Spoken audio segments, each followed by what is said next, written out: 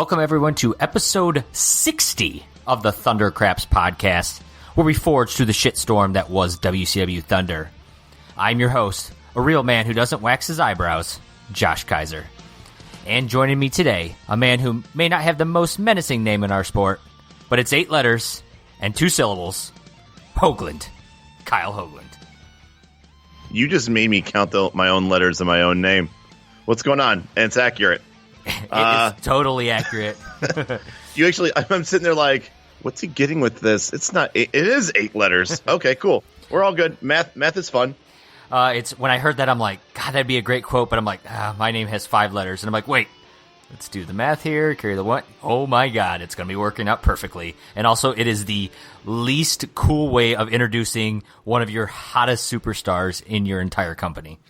I mean, once again, this is one of those times where Tony Schiavone would have knocked us out of the park. Mike Tenay is the closest thing to warm milk as you can come up with. It's like take Lee Marshall and stuff an encyclopedia of wrestling into his head, and that's what you get with Mike Tenay. And then I think now that I've listened to Larry Zbyszko now for I think this is the 3rd or 4th episode with him, I'm done with him. Oh my God, I cannot. I don't remember hating him this much when I was a teenager watching this show, but I can't fucking stand him. Like, my God, he drives me insane. I don't know what it. I mean, I know what it is, but you can't describe it other than I don't like it. It's the inflection. He just sounds pompous, but like not even like if he's supposed to be the heel, which he's not. I would maybe give him a little bit more credit, but he would still drive me nuts. Like, I just want him to go away.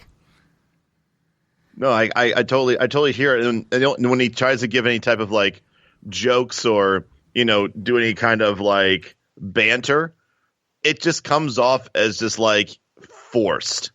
Like no one almost like no one talks like that, Larry. No one talks like that. And then like that's all I kept saying to myself whenever it came to something that was not wrestling related. And it was more like something more funny. I just looked at it like nobody. The way you are having a conversation with Tenay is not real. Like that's the only thing about him that I didn't like. Well, what our fans probably didn't like was the fact that this episode's coming out a week later. Apologies on us.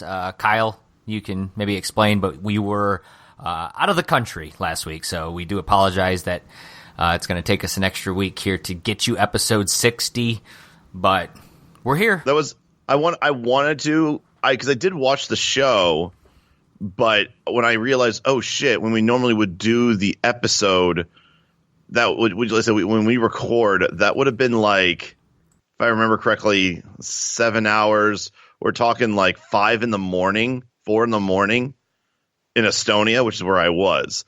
And so I'm like, there's no way I can get myself to go to 4 a.m. So yeah, it's the first one, 60 straight weeks or 59 straight weeks of giving you guys, well, I guess it'd be 60 if we count the year in review. So, we're human. We messed up. We're gonna get right back in it. So my bad. It was totally my fault. Hopefully I don't have to go to Estonia too many more times. Well, and hopefully we don't have to listen to Mike Tenay and Larry Zbyszko too much, but we do here tonight. We are pre-taped. It is episode 60, and we are pre-taped in Orlando, Florida. Let's get into it. Larry apparently standing up right at the beginning, getting his chance that, again, we cannot hear because nobody fucking likes you, Larry. Nobody. Jesus Christ. I mean, I'm thinking it. You're saying it. Of course, they are going to discuss Goldberg and how popular he is this day. We also find out that we're going to get Dean Malenko and Chris Benoit in main event action, tagging up against Saturn and Raven. So that is a main event anywhere, but we're getting it here tonight on Thunder. We also find out Buff Bagwell is in action. And I got to admit, every time Tenay was like starting to talk about a match or something that's coming up tonight, Larry would have to like throw in his 2 cents, but like almost cut Tenay off in the process and also like just drive me insane. Well, one thing that kind of confused me was they were talking about how we're going to have the Horsemen taking on Raven and Saturn, and then Larry was talking about Ray and Kidman, better watch out for them. Right. And I'm like, did he just spoil that this is like, because once again, we don't know this yet, and we can talk more. We'll talk more about it later, but Ray and Kimmon do have something to do with that match, but it was not announced at the beginning that it was Raven and Saturn taking on the Horsemen. That was like the original main event of the show. Yeah, kind of strange there, but we will move into our opening bout, and this is how you're going to kick off a pre-taped Thunder with a hardcore match. We got Hugh Morris, accompanied to the ring by Jimmy Hart, wrestling Hack, of course, accompanied to the ring by Chastity. We do find out during this match that apparently DDP attacked Goldberg, leading to Kevin Nash actually saving Goldberg. So it looks like DDP making a heel turn here as world champion, because apparently we can't have a face world champion, I guess. We do, as we're watching this hardcore match, you know, Larry Zbyszko, traditional wrestling man, basically has no, does not have any love for the hardcore division, thinks it lacks the science of traditional wrestling. As for this hardcore match, it is the typical 90s hardcore match in WCW with the aluminum trash cans, the kendo sticks. Really the fake hardcore stuff, I think, is the best way to describe it. We do get a bulldog onto a chair by Hack. We find out that Brian Knobbs returned to action on Nitro and actually beat Hack thanks to Bam Bam Bigelow. So congratulations, Brian Knobbs, for coming back. I thought Bam Bam beat Hack because Brian Knobbs made an appearance. Oh, I thought it was the other way around. Either way, I don't care. Either way, Brian Knobbs is back. Brian Knobbs is back. Let's not bury the lead there. We're going to get some ladders into the ring. We're going to get some tables into the ring. We get a fire extinguisher, which is going to be used on Jimmy Hart. We then eventually have Hugh and Hack each on one side of the ladder. There's a couple of punches. Hugh Morris is going to stop, turn around, and jump off of the ladder through the tables. You make it sound like it wasn't staged. That's going to lead to the kendo stick Russian leg sweep finisher by Hack. He's going to be your winner. I gave the match 2 stars. I didn't find it all to be that exciting, and I think it's because in 2019, these WCW and probably WWF at the time hardcore matches don't hold up like they used to. And I think that's why I'm kind of on the Larry Zbyszko agreement here that this lacked the science of wrestling. So 2 stars, it was fine for what it was. Yeah, I think we've had too many years now of where the work rate is really what we like to see. And obviously a hardcore match doesn't have a lot of room. Hell, the ring itself hardly had any room to wrestle because they kept on throwing. It just felt like Jimmy Hart and Chastity were just throwing things into the ring until there was just no ring left. But I still found this entertaining. I actually gave it 2.5. From an entertainment perspective, I thought it was a good way to start the show. The crowd was hot for it. Once again, 1999. Like, I think this was right up the alley of I think it's the correct choice to make to like kind of get the blood flowing for the beginning of the show, and so I was totally fine with that. You know, lots of bedlam, some good hardcore spots. They got their moves in, you know, whatever you want to consider Hugh Morris and Sandman Hack, their signature moves. You got a ladder involved. You got a spill into a double ladder. It just seemed like whoever wrote this just went to town with ideas with of like, with all the spots. So, I think for a Thunder hardcore match, we've seen worse ones. And I think I was looking forward to, like, if this is the way this show is going to start, then I'm like, all right, I feel like this could actually have potential to be a pretty entertaining Thunder. So I gave it 2.5. After this, we get our first replay of the night. It's Conan talking shit to Stevie Ray, saying that the black and white don't run, they're not shit. You know, he doesn't run with the pack anymore. This is going to lead to Stevie Ray and the NWO beating the shit out of him. We then move to our next match, Conan wrestling the Heartbreak Kid Scotty Riggs. Of course, Conan's going to say Conan things before the match. Scotty Riggs is going to do his best Val Venus, or you mentioned Rick Rude, impression during this match. So apparently Riggs just has no originality. And actually, I think you even alluded to the fact that he's taking on other personas, including the Paul Orndorff here. Yeah, I think I named him the Ravishing Mr. Wonderful Shawn Michaels. Conan is going to, of course, beat him, so no matter how many gimmick he's infringing on. He's still jobbing here. He's still the same old Riggs. Tequila Sunrise for Conan and a 2-star rating for me. It was a little short, but I'm fine with that. And it was fine. It was fine.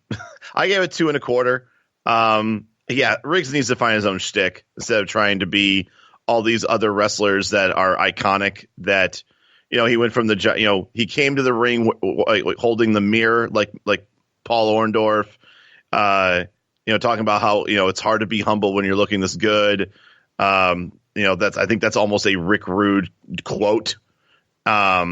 And then obviously he did his little hands behind the back of the head doing the gyrating like Rick Rude, and a little, and also Val Venus. I'll give you that as well. He still has. I've never had problems with Scotty Riggs as a wrestler. He can. I think he could go if they let him. But now that he's becoming these personas, I feel like that's a distraction from the fact that he actually is not a bad wrestler. But once again, I think that's the thing we've always complained about Scotty Riggs. It's not that he can't have a match. It's just he has no originality. He went from being a dude with an eye patch. A dude with an eye patch to now having too much. He's trying to juggle all of these. He has way too many gimmicks at this point.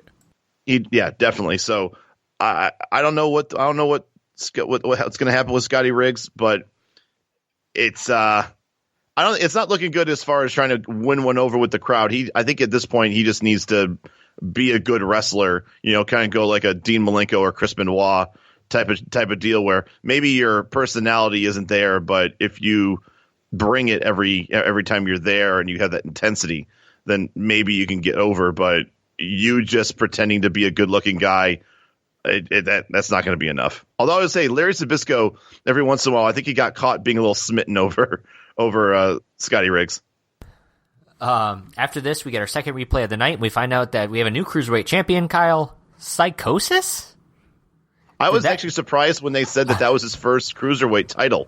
I actually would have thought that he had one maybe in early or mid to late 97. Maybe he won it once, but no, that was his first cruiserweight title. Given all this Kidman and Ray shit, it just seemed very surprising that all of a sudden Psychosis is going to come out as your cruiserweight champion.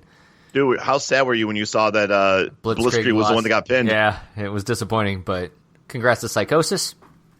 We then move to our next match. Al Green coming back, of course, former United States and maybe world number one contender. He's wrestling El Vampiro. And this, of course, Kyle, is when we find out our main event has changed for the night, and we do have Kidman and Ray involved now on separate teams. So we've got a 6-man tag match, which Larry Zbyszko is absolutely beside himself about. And Vampiro, of course, is going to squash Al Green with a roll-up. I gave it a 1.5 because, let me repeat that, Vampiro squashed Al Green with a roll-up. I didn't get it either. I gave it a 1.75 because, the match was...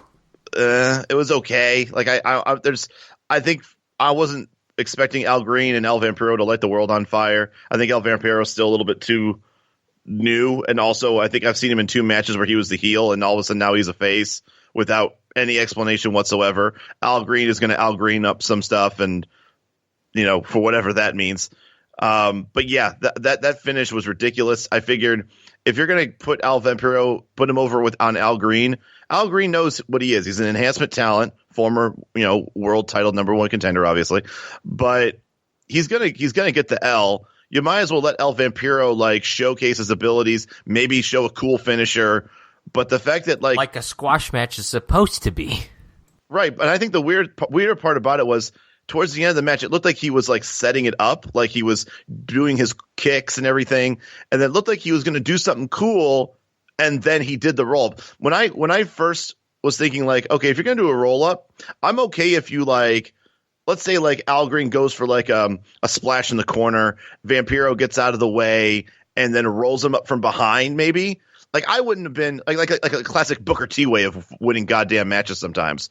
I would have been less mad, but because the way the pinning combination that he did almost was is that his fucking finisher? That's what I kind of thought. I'm if that's his finisher, he needs to go see Bryan Adams and figure out a good finisher. Yeah, no doubt.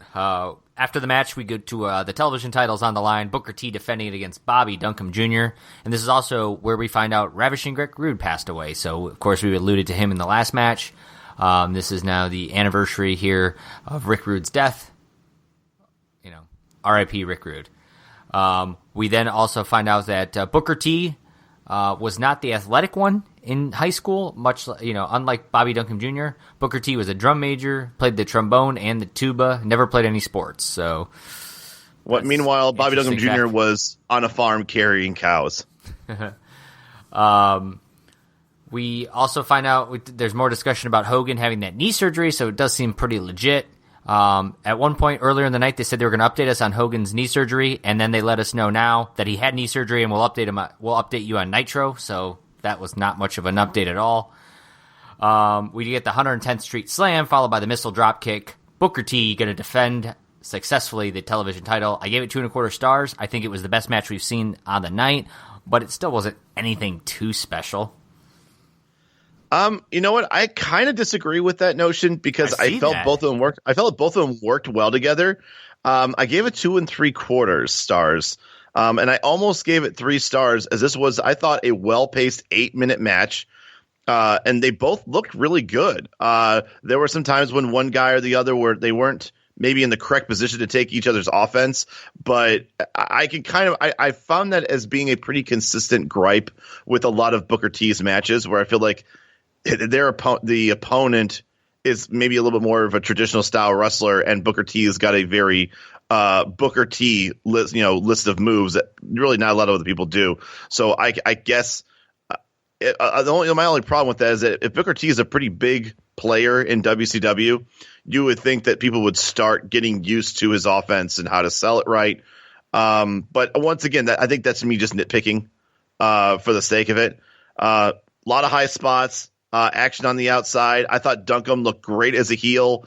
Even with the using the bull rope, it looked like every single time he had Booker T on the outside, he kept trying to find a chair or something to beat him up with. And Silverman just kept on saving his bacon. Like, dude, this is a TV title match, dude. Stop getting yourself disqualified. But we're obviously nice finish for Booker T. Booker T obviously is not going to lose to Duncombe. But I think that. I actually honestly think that if you were to go back and just watch this without having to worry about taking notes, I think you would see that maybe a little bit better that this match flowed pretty well. So I think overall it's probably the best match I've seen Bobby Duncombe Jr. And that's saying a lot considering all of the 4-star matches that we've rated in the past with him.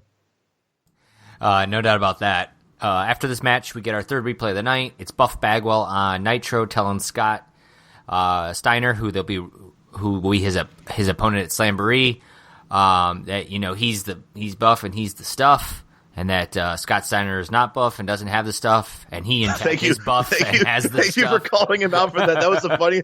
Literally, that whole thing was I'm buff and I'm the stuff, and you, Scott, you might be strong, you might be mean, you might be big, but you're not buff and you're not the stuff. I'm like, cool, man, good job. You need to go back to being a heel.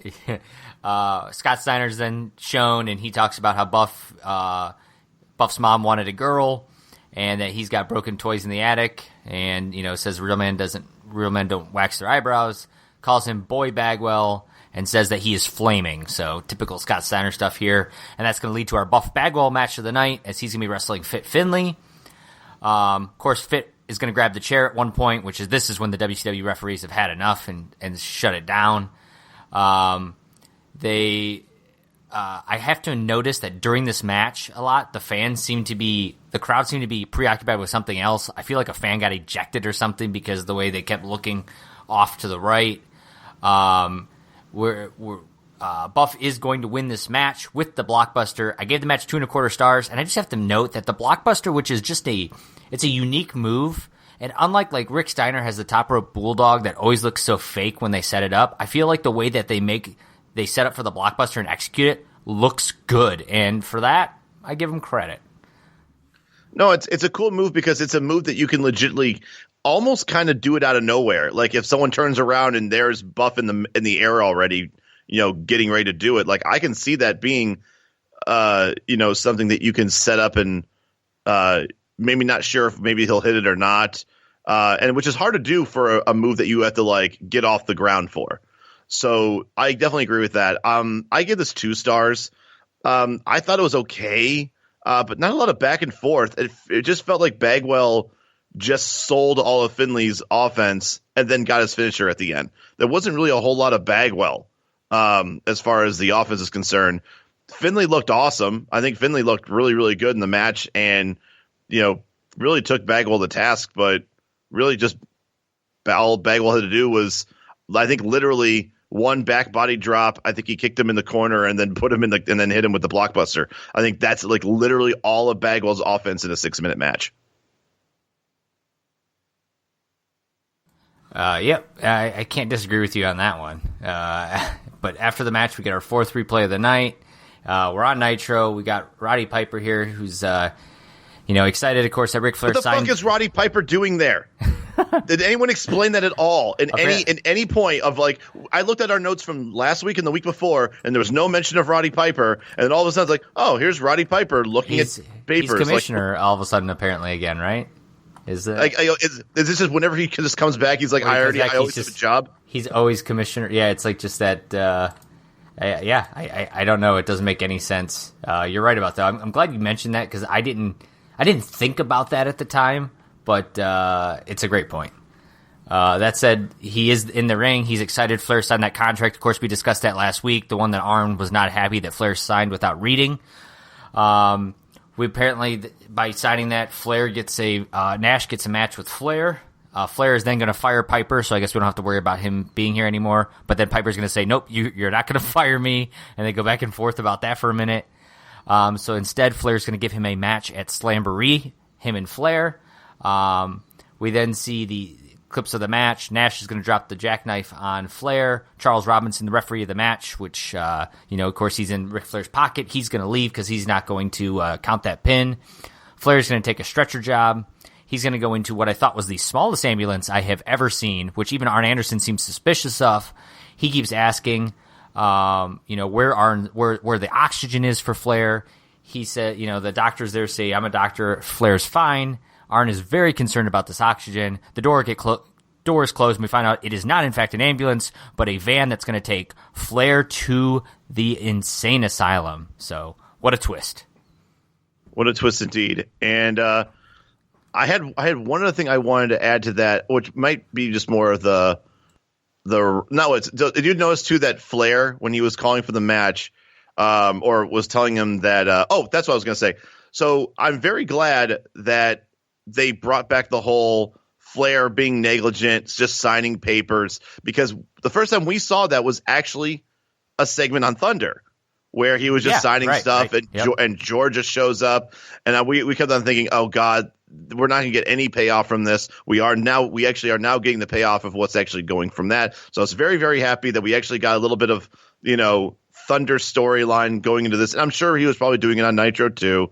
But I was definitely happy for that. I was also very happy to see Ric Flair in his boxers and socks and his Ric Flair robe just strutting around. That to me, you can say whatever you want about 1999 and WCW, but insane Ric Flair is probably one of the best Ric Flairs.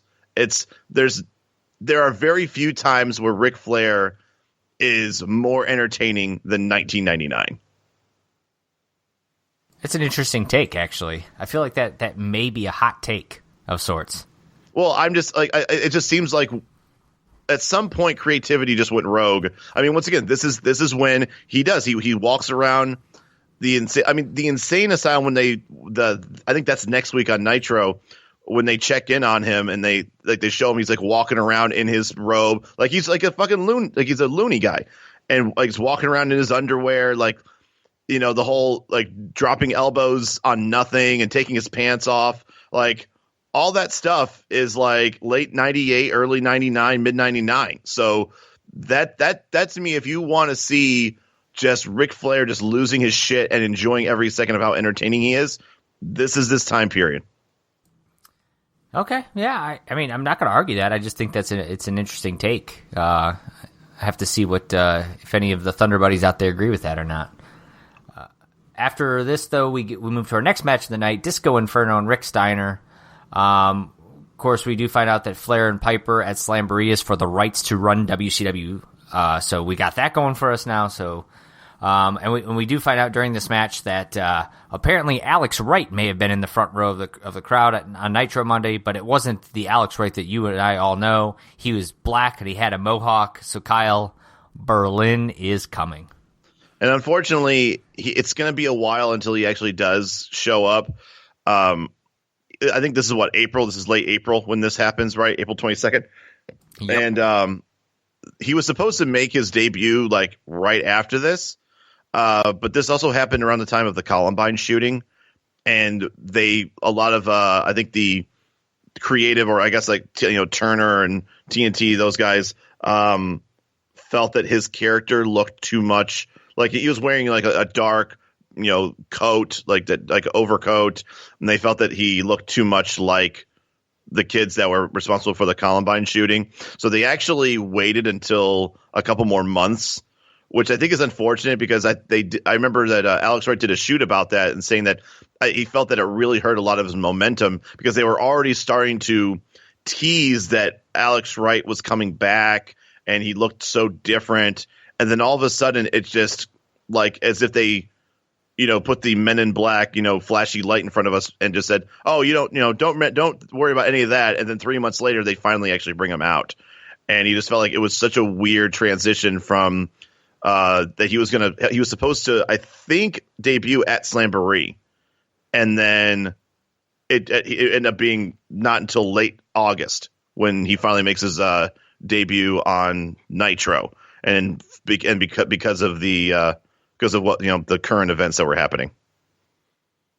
It's interesting. I didn't even think about that, but you're right. That timing is almost dead nuts on, and it would make sense that he'd return at Slamboree. As for this match, Rick Steiner is going to win with some sort of like chin lock, death lock kind of move. I gave it a star and 3/4. I really thought the two of them could do a lot better than they did, and I really didn't think it was that good of a match. Yeah, I agree. I give it 2. Is it me or did Rick come off as a bit of a heel? He was really like the reason why this match wasn't very good. I saw that in your notes, and I guess I didn't really notice, but I'm not going to disagree with you because I don't know. I didn't catch it, but I don't disagree with it. But I felt like the match really never got off on a good note because I felt like Rick was just pounding him into the ground, like rubbing his, like kind of like grinding his face into the mat and choking him on the ropes and doing blatant chokes. And then at some point, Disco was able to get away and like do like one swinging neck breaker basically. And then next thing you know, Steiner basically no sells that, gives him 2 suplexes, and then goes into the finish. It didn't feel like. I don't want to say that the choreography was bad, but it just felt like Disco never got any type of, I guess, say in trying to navigate his way through the match, which is a shame because Disco's been winning quite a bit, as far as I've noticed. So I would have thought that him fighting Rick Steiner, this would have been like a half decent back and forth match. But like you said, they definitely could have done better. Definitely they could have. Unfortunately, they did not. After this, we get our 5th replay of the night. This, of course, is the DDP Goldberg in a world title match on Nitro. This is when DDP attacks Goldberg on the outside. He's hitting him with the chair, repeated chair shots. Johnny Boone is actually going to get tossed off the apron into the guardrail. And, of course, this is when Nash came out to stop DDP and save Goldberg. So DDP turning heel, which is interesting, I guess. I don't think it's interesting. I think it kind of makes sense if Hogan is going to start going more face, then Nash is probably going to do it as well, just because he's kind of in more association. So then who on the top right now is – it doesn't make sense that the 4 or 5 top guys are all faces at this point. So somebody had to kind of bite it. And I guess at this point it would have been DDP. All right, I guess. Well, I mean, Goldberg's not going to go heel. No, that's fair. Nash is going to kind of trend over to what Hogan's doing because they're so closely affiliated. I agree, but those two should have been heels. And are we changing all of our storylines because they fucked up on that in that match? I mean, I'm not quite sure. I mean, once again, this all kind of stemmed from the fact that Ric Flair decided to go back to going heel. And when that happened, it was like, okay, well, we're not going to have Hogan and Flair fight for the title 3 different times, and it's just going to be 2 heels. Who's going to give a shit? So now you have to have the double switch. So that means then Nash is probably going to switch. So now who are you looking at the top that's going to be a title contender? Sting coming back. He's not going to be a heel. Randy Savage is probably not going to be a heel. So then, but because I feel like he's been gone forever. Savage could have been a heel, but you're right. Oh no! Oh sure. But I just think it was weird that I feel like all of this is in flux because of that fuck up, and they had to do that. They had to make Hogan all of a sudden a face, and it's all just kind of changed because of it. I don't know. It's interesting. I don't know whether this is all if this is always the plan, if this is just what they decided to do, or if this is all in reaction to that. But it's just interesting that if the turning Flair heel and making a Hogan face because of the botch in that was that uncensored pay-per-view match? It was whatever the cage match was, right? Yeah. If all of that stemmed from that, it's just interesting how far we've come from that. But that is true. But it does seem like, and we talked about it. It just seems like it's all part of this big that it's almost like we're still unraveling the yarn of that event, and because of it, DDP's the world champ because of it. I mean, for all we know, that there might have been more program between Hogan and Flair and control of the company, maybe pepper in some Eric Bischoff, but then because of all that, because of the screw ups that happened, now DDP is a champion. Now he's the heel. And that'd be an interesting thing if there was ever an opportunity to ask DDP, like, was in, March, April, or I guess early April of 1999, was the idea of you getting the belt, was that always in the works? Especially in the way that it was, or is this more of like, we had to go in a different direction because we're kind of unraveling with the current storyline, and then also throw on there that Hogan's injured and needs to get knee surgery. So it's like, what do it's, and then here's Sting returning. It's almost like, God damn it. Like where do we go with all this? Yeah, that's absolutely could be the case too. After this, though, we get our next match tonight. Goldberg back on Thunder wrestling Ernest the Cat Miller, which I thought was kind of an interesting pairing. Of course, Ernest is getting the no entrance treatment here, which never bodes well. He is going to get some mic time, though. Naturally, it's going to be an easy squash. Sonny Ono is going to get gorilla pressed into the Cat as they both get speared. Jackhammer, star and 3/4. It's a Goldberg match, but one we haven't seen on Thunder in a while. Same thing, standard Goldberg match. It was good to finally see one, though. I will say it's been probably almost, I would say 6 months, 7 months since we've probably seen him on Thunder. Yeah, absolutely. That moves to our main event. This is the 6-man tag. Chris Benoit, Dean Malenko, and Kidman wrestling Raven, Saturn, and Rey Mysterio. We do find out that all 6 of the men here are going to be in a 3-way tag title match at Slamboree, apparently. So we got that going for us. But before the match, we get our 6th replay of the night, and it's on Nitro, and it's all 6 of these men wrestling. It looked like Rey and Saturn might have been teamed up in that. I don't know. There's a lot. No, I think what it was actually was Kidman versus Raven in a singles match, and then the Horsemen came in to break up the match and to turn into a DQ. And then while those 4 were duking it out, then Rey and Saturn came out to save Raven and Kidman. All right. Well, there you go. We do have about 10 minutes in this match, which I think with these 6 workers should be pretty good.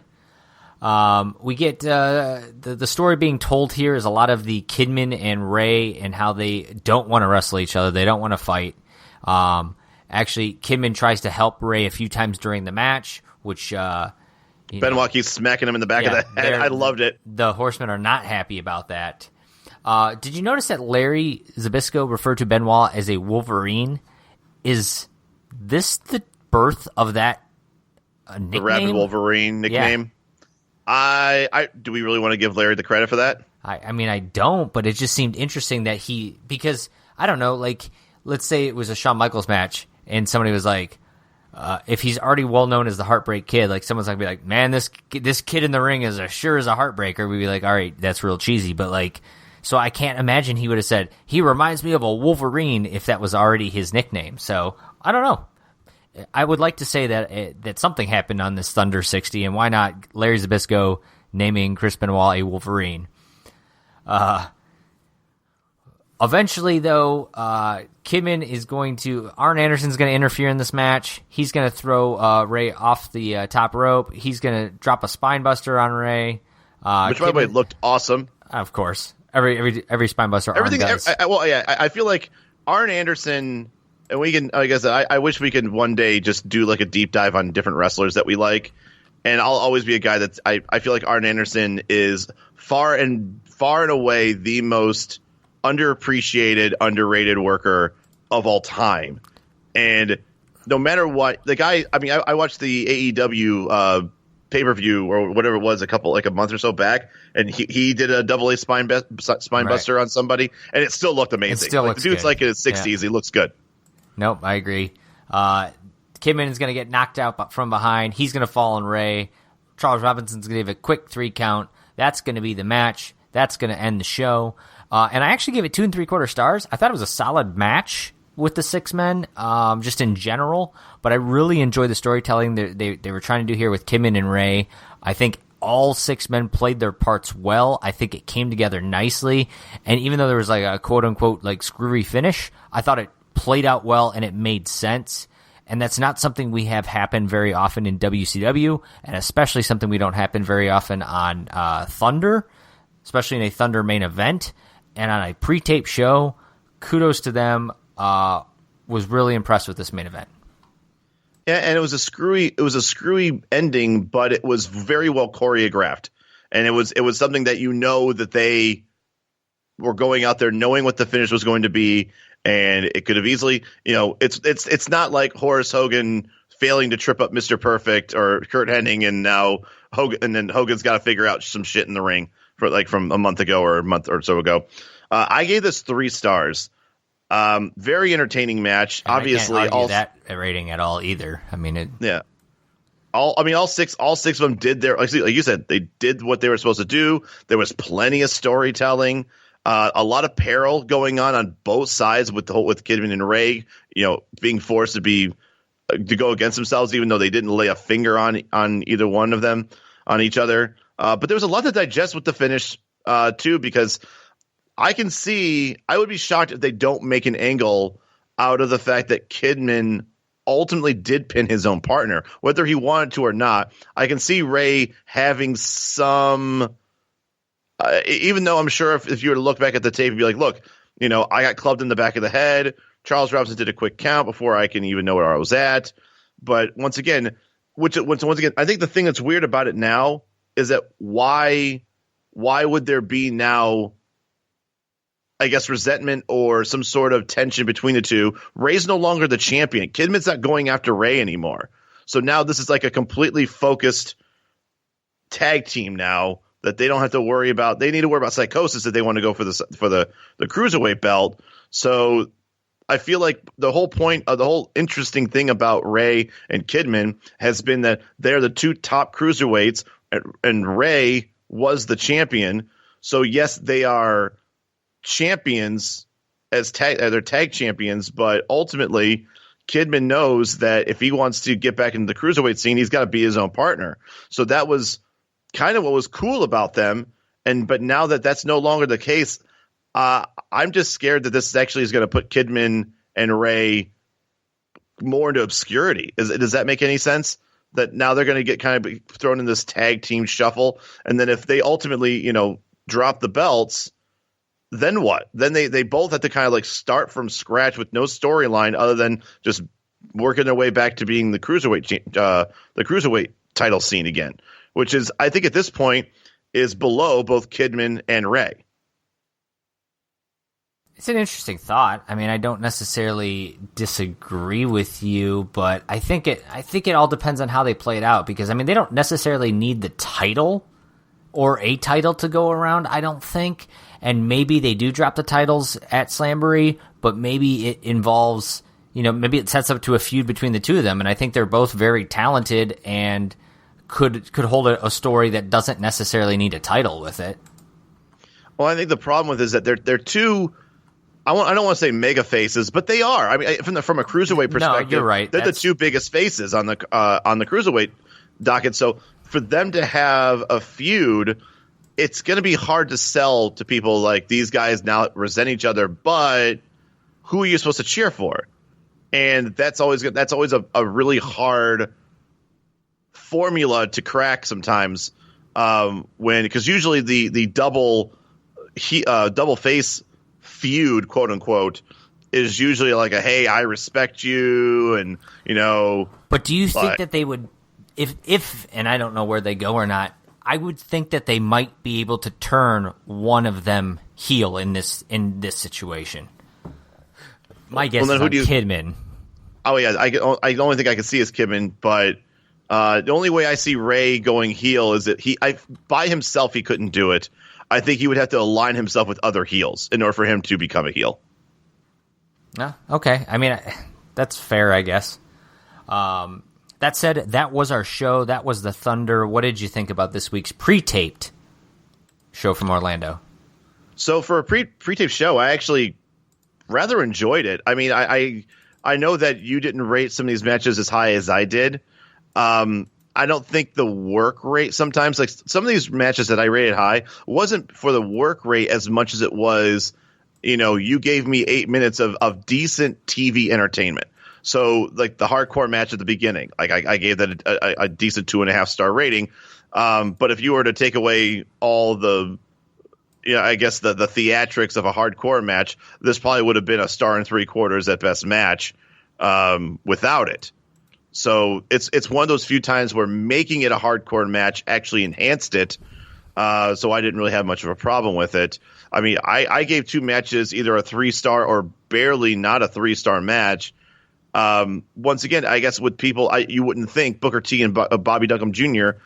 Putting up almost a 3-star match, but once again, it wasn't because of the work rate. Sometimes it was just I think they just did a good job of playing their parts.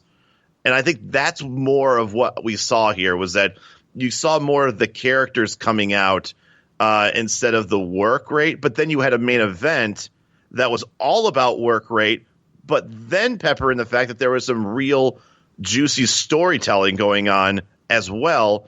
Not to mention Saturn was wearing a fake red wig that he got from some guy out in the stands. So this whole show was chock full of... I'm glad you mentioned that. I forgot to bring up the wig. Yeah, this whole show was chock full of good television entertainment. And that's hard to do, in my opinion, on a taped Thunder. Usually you see more of like the promos, the shoot interviews, a lot of the antics and storytelling going on the live edition of Thunder. And then you've got more of like, okay, here's our workers. Here's the guys that are going to, do like 10-minute matches. Not a lot of storytelling because it's hard to, because it's taped. That's going to be on your tape show. So this week I was very impressed because this was a tape show with a lot of storytelling going towards what's ultimately going to crescendo at Slamboree coming up in a couple weeks. No, it's fair. And, and I think at first I actually marked that this was an okay show. And I think I don't disagree with that from the aspect of the match quality. Like, I think the matches in general were just okay for the most part. But I think the main event, and the more I talked about it as we were breaking it down, the more I really enjoyed the main event. And to your point, it was definitely an entertaining Thunder. They brought different stuff, which on a pre-tape show is not always the easiest thing to do. But they were able to bring some interesting dynamics to it, and I think because they told a good story, I'm kind of okay with the Thunder, and I think at the end of the day, it wasn't a great Thunder. I'm not going to say that, but I think it was a better than okay Thunder. But that's it. That was our show. If you haven't yet subscribed or followed us on your podcast listening device, left us a review, what are you waiting for? Go take care of that. And, we're also on social media. You can give us a follow on Twitter, Facebook, all that fun stuff. And you can always go to thundercraps.com for all of our previous episodes. Then that said, go check out Thunder 61. It is April 29th, 1999. We'll review it, and we will be back here next week. We promise. Kyle's not traveling anywhere else anytime soon. So, for Kyle Hogan, I am Josh Kaiser, and we will see you next time on the Thundercraps podcast. We are Rick Rootingly out of time. See ya.